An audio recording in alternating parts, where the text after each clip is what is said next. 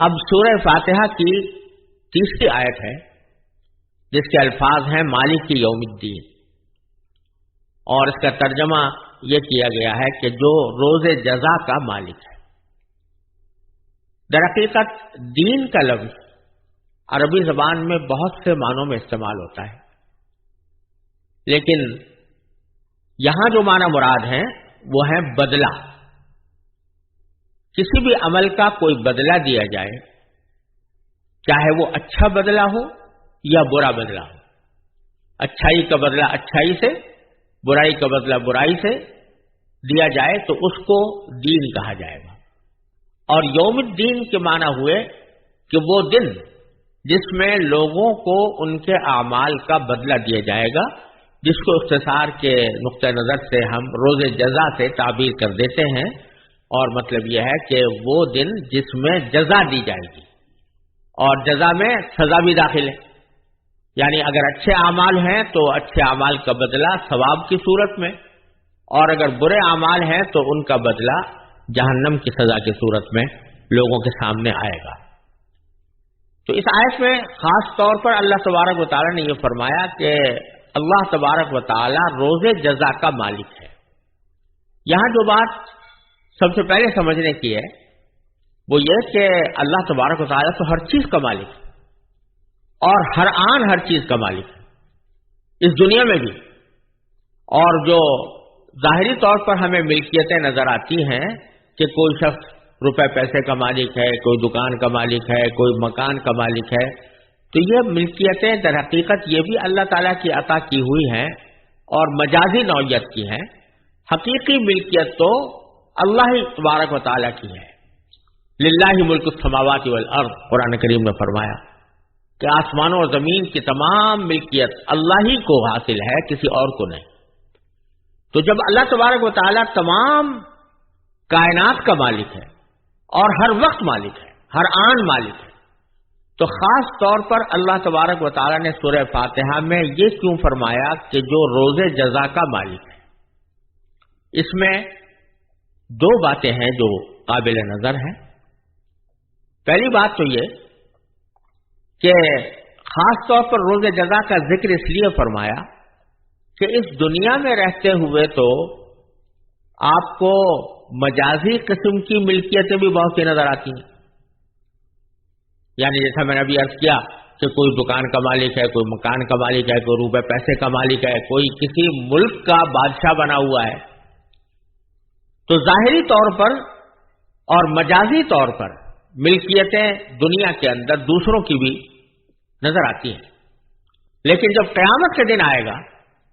آخرت برپا ہوگی، تو اس وقت یہ ظاہری ملکیتیں بھی ختم ہو جائیں گی،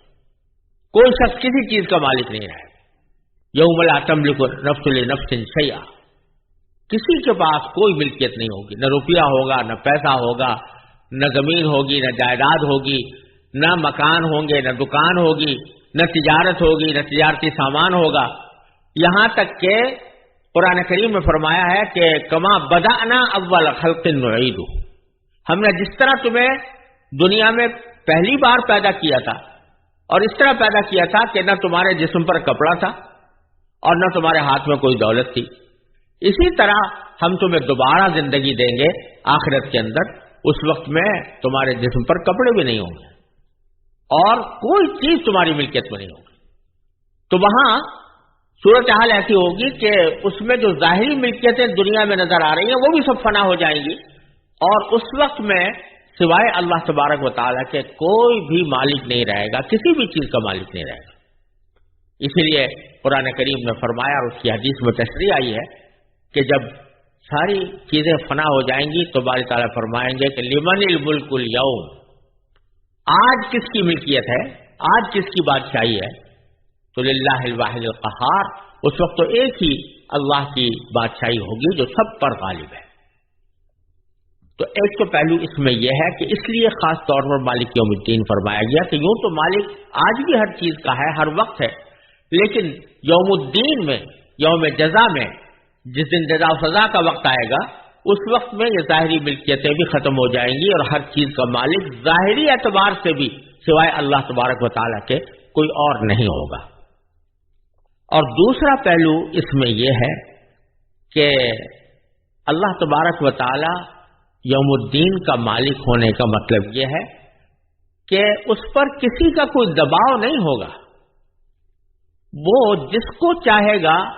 جزا دے گا اور جس کو چاہے گا سزا دے گا، اگرچہ اپنے عدل و انصاف کے مطابق کرے گا. اور کوئی بات اللہ تعالیٰ کی عدل و انصاف سے باہر نہیں ہو سکتی، لیکن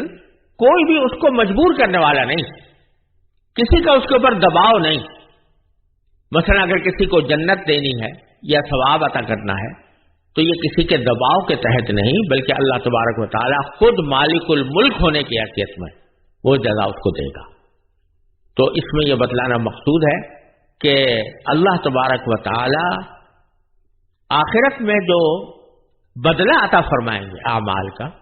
وہ خالصتاً اپنی ملکیت، اپنے اختیار اور اپنی مشیت کے مطابق عطا فرمائیں گے. کسی کا بھی اللہ تعالیٰ پر کوئی حق پیدا نہیں ہوتا کہ کوئی آدمی یہ کہنے لگے کہ چونکہ میں نماز پڑھتا تھا لہذا میرا حق ہے، میں بذات خود اس بات کا مستحق ہوں کہ اللہ تبارک و تعالیٰ مجھے ثواب دے، اور اللہ تبارک و تعالیٰ گویا مجبور ہے اس بات کے اوپر کہ مجھے ثواب دے. یہ کہنے کا کسی کو حق حاصل نہیں، کیونکہ جو کچھ بھی وہاں پر ثواب ملے گا وہ اللہ تبارک و تعالیٰ کی رحمت سے ملے گا. کیونکہ یہ چھوٹے چھوٹے اعمال جو ہم دنیا میں کر رہے ہیں، چاہے وہ کتنے ہی نیک نظر آتے ہوں، لیکن وہ سب متناہی ہیں، ختم ہو جانے والے ہیں. اور آخرت کا جو ثواب ہے وہ لامتناہی ہے. لہذا